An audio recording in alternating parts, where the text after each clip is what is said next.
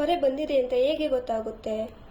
ಪೊರೆ ಬಂದಿದೆ ಅಂತ ಕೆಲವೊಂದು ಲಕ್ಷಣಗಳಿಂದ ಗೊತ್ತಾಗಬಹುದು. ಅದು ಏನಂದ್ರೆ ದೂರದೃಷ್ಟಿ ಕ್ರಮೇಣವಾಗಿ ಕಡಿಮೆ ಆಗೋದು, ಕಾಣಿಸೋದೆಲ್ಲ ತುಂಬಾ ಡಲ್ ಆಗಿ ಕಲರ್ಸ್ ಎಲ್ಲ ಫೇಡೆಡ್ ಆಗಿ ಕಾಣಿಸ್ತಿರ್ತದೆ.